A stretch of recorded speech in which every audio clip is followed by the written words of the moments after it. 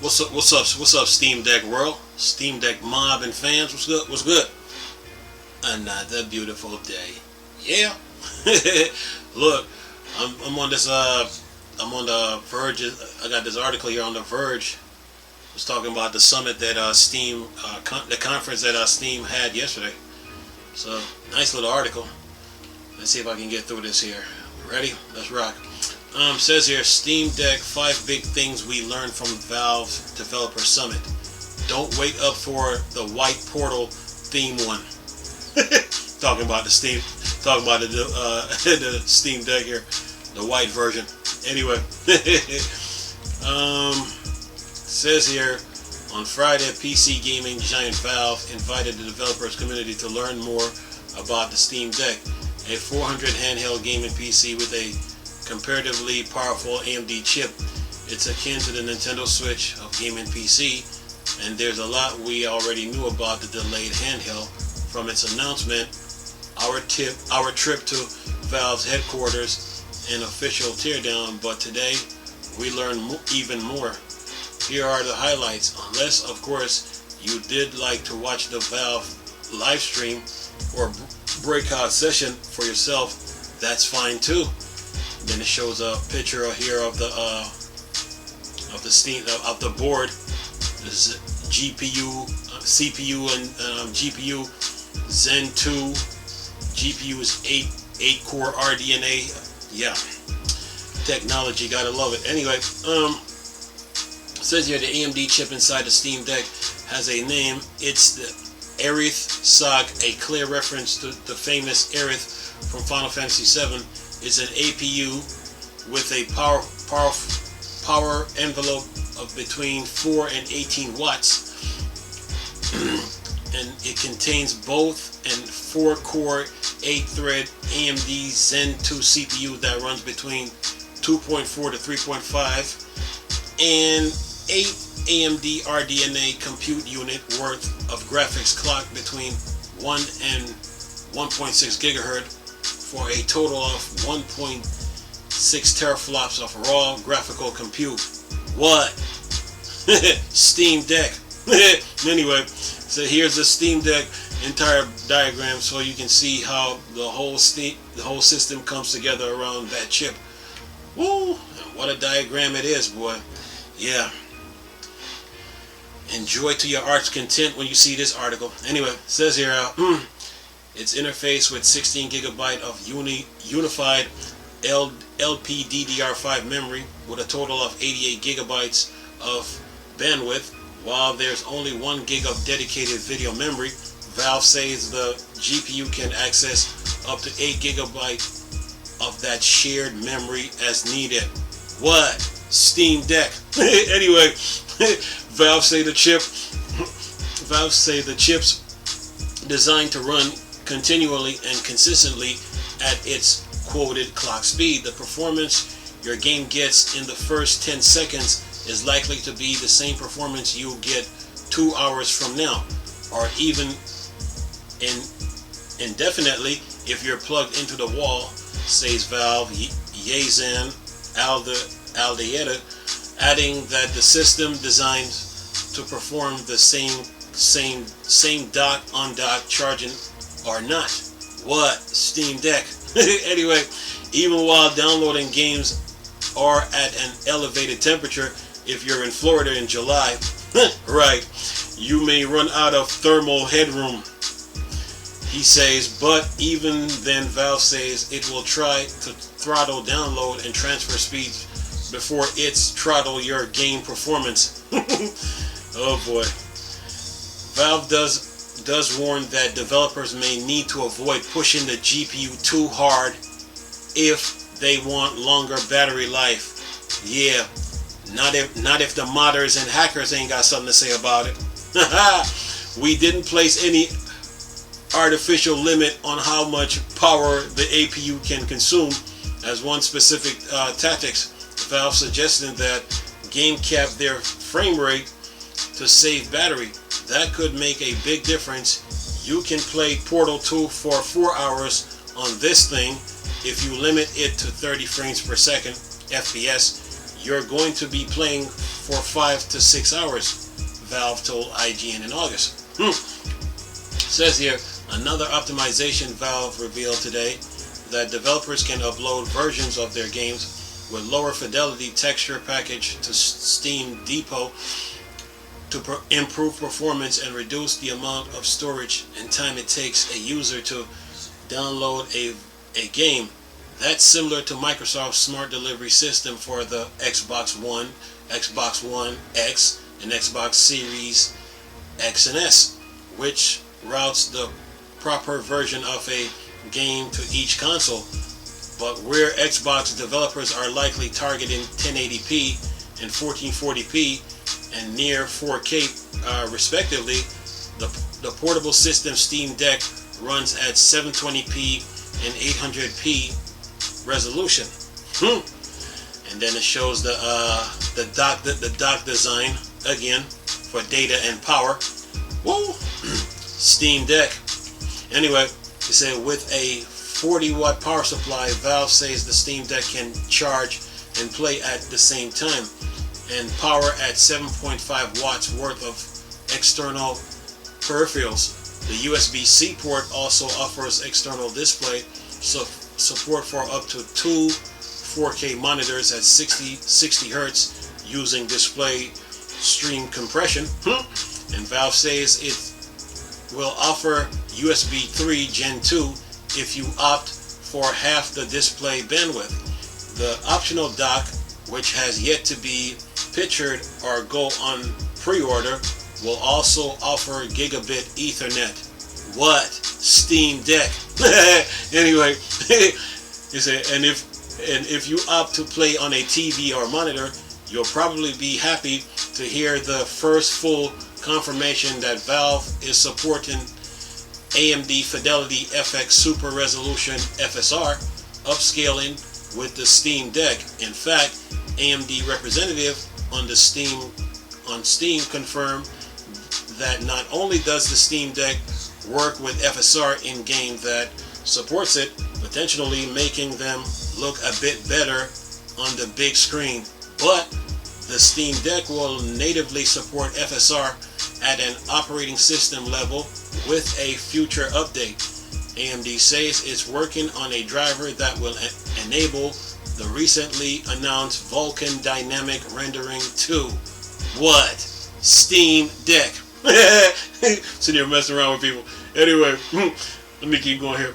It says here, there's no USB 4 or Intel proprietary Thunderbolt here, obviously, and you're only getting 802.11ac Wi-Fi 5 instead of Wi-Fi 6 or 6E, but Valve says the deck is optimized for reliability and robustness even in congested environments. That way Valve can offer a first-class remote play experience to beam games from their desktop PC to the deck inside their own homes while using less battery.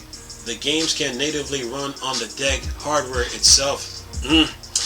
Yeah, Valve did a great job with the Wi-Fi engineering when it built the Steam Deck, the Steam Link HDMI puck. So I am excited to test that. Digital Foundry got something to say about that too. Best believe it. Anyway, next article here says slowdowns over SD and eMMC. Okay, the entry level $400 Steam Deck only comes with 64 gigabytes of comparatively slow eMMC storage and a micro SD card slot for expansion. You will have to pay notably more for the faster model with NVMe SSD, and even then they will be fairly easy to fill with a decent sized Steam library of games, so SD cards may come into play here too. Anyway, but today Valve assures developer that eMMC and SD aren't that much slower, roughly 12% and 18% slower respectively when it comes to loading games. Yes, the y-axis are either mislabel and don't line up with the bar graph. Then it shows a tweet from Twitter showing the bar graph. It says here, both times are 25% slower, but I suppose we'll have to see how long they are in reality. Valve didn't specify an actual number of minutes or second it takes the Steam Deck to boot. Oh, that's not even an issue. They can that's fixable. Anyway, next paragraph here says that Valve changing how cloud saves works so you can pick up and play. Here we go. It says here, but Valve is also thinking of Steam Deck as an always-on device, one where you won't always need to boot and launch games from scratch. There's a suspended and resume feature built in the Steam Deck that should let you quickly pause games like you do on a Nintendo Switch. And then it shows a diagram here, and it says Valve changing how Steam Cloud save games work. As a result, where today Steam generally syncs your cloud saves after you have quit out of a game. Sorry about that. The company offers new cloud APIs so developers can get their games to sync in the background at the time you suspend the title. Theoretically, that could also mean you could pause a game you're playing on the Steam Deck and quickly pick it up on your desktop PC or vice versa. Kind of remind me of the Wii U, when the Wii U had like a restore point. You know, you save the game where you left off at, and then when you come back, you start playing it where you left off at. Wii U, Steam Deck, what? Anyway, next article here says here, there's a next subheading says there's quite a Steam Deck. There's a white Steam Deck right out of Portal, but you can't have it. Oh man, they gonna be bad about this. Shows a little video clip here. It says during the entire Steam Deck presentation, the backgrounds were filled with intriguing hints at Valve prototyping process, and many onlookers noticed a white Steam Deck among them, one straight out of Valve's hit game Portal, right down to the Aperture logo around the back. They just teasing. It says here, unfortunately, it is not for sale. So guess what? The Steam Deck only comes in black, not white. Anyway, it's not for sale. There's a prototype only. We love it too, but we're not able to bring it to make at the same time we're shipping the Steam Deck, said Valve Greg Comer, adding that the company intends to look at other color options in the future, but that's really down the road. Yeah. So you're only gonna get your Steam Deck in black. Like Wesley Snipes. What did Wesley Snipes said in Passenger 57? Always bet on black. Yeah. Anyway, it says here other tidbits. Here are some other random things we learned. It's not made for VR. We definitely don't design and build the device for VR, says Valve Lawrence Yang, while admitting that gamers will almost certainly try anyhow. Hackers and modders too. Anyway, it says there are still no plans for 5G or LTE configuration. You can teeter it to a phone, Valve says. Hackers are going to try it. But anyway, Valve is working to bring the Steam Deck to Japan and Australia, in particular other territories as well. Now it says your Steam Deck has a factory calibrated audio. Every single Steam Deck has been calibrated at the factory for best performance and includes a dedicated amp and DSP for the stereo speakers. It supports multi-channel audio over HDMI via USB-C. Steam Deck. Anyway, it says here, one big picture mode on desktop. Steam gets replaced by the Deck UI. It will get update more often. There's no time frame yet for the switchover, but it's good news for uninformity. We can add new features to Steam, and you'll see them almost immediately on the deck. Valve will share keyboard API with multiple. Wait a minute. Valve will share keyboard APIs with multiple IME, multiple language, and emojis. We get our first look, I think, at Steam Deck Notification Center, and then the new controller configurator to map your games to Steam Deck controls. More of that in the session. Yeah, and then it shows the deck control. So it shows the deck controls. Says deck controls. More of that in this session. In fact, we'll leave you with a whole bunch of Steam Deck user interface screenshot we haven't seen much of before now. So it shows the deck controls. Woo, Steam Deck, boy. Yeah. Shows Dota, Portal 2, Team Fortress, Half-Life. Oh boy. What else it shows? Riptide. Cake Lies Alone. Counter-Strike Go. Okay. And got a YouTube video here about the deck. And then it shows iPad. No, that's whoops. I think that's it. That's the end of the article. So yeah, this article just gave an overview of the conference, you know, and talk a little bit more about the Steam Deck and its functionality. And no, you can't get the white one just yet, so forget it. Maybe later on down the road. But other than that, man, Steam Deck is in a good place. You know, Valve got groundwork to do. So now you can play your PC games on the go. You know? That's all they got to focus on right now is the groundwork, and then go from there. But the Steam Deck is in a good place, and it's worth it, man. Based on what they're selling them for, the different versions, the 3 different versions they have. I mean, the 64 gigabyte, 256, and then 512.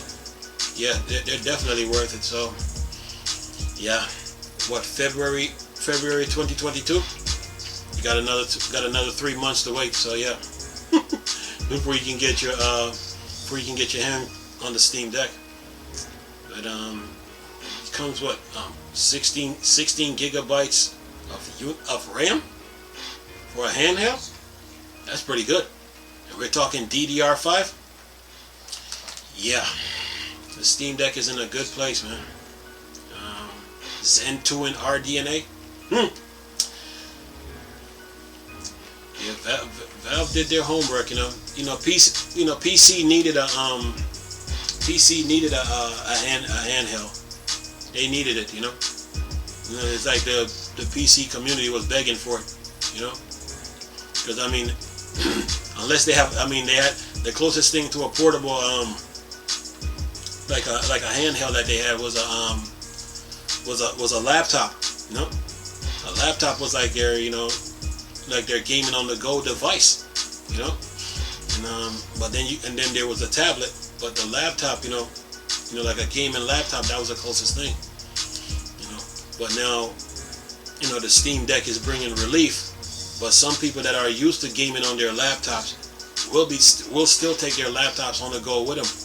The question is, will they bring the Steam Deck with it, with the laptop? So, you know, Valve is giving PC gamers choices, you know, to let console gamers know that they're not the only one that can have a handheld device. You know, so you know, as far as Microsoft goes, you know, they were letting you can game on your phone. You know, you get one of those big phones and game on them. You know, and play Game Pass games and all that. And go from there. But Valve, 50,000 games. Yeah, that's the biggest launch for a handheld ever. Biggest. It's worth it though. For the prices that they're selling them for. It's worth it. And what they say, they can't find a game that the Steam Deck can't run. Oh yeah. So, Steam Deck is in a good place. But sorry, I guess it's no Santa Claus for you Steam for you Steam Deck lovers until February. But of course there was a pandemic, and pandemic is causing havoc everywhere, and that means people's health is on the line. So, which will slow down the work, slow down production as far as work is concerned. So Valve came out and told the public, like, look, okay, we'll be by around February we should be ready. So that's their estimation. So let's pray. Let's hope that's the case. Other than that, man, this was a good article, and lots to learn. You learned a lot from this. Learned a lot about the Steam Deck.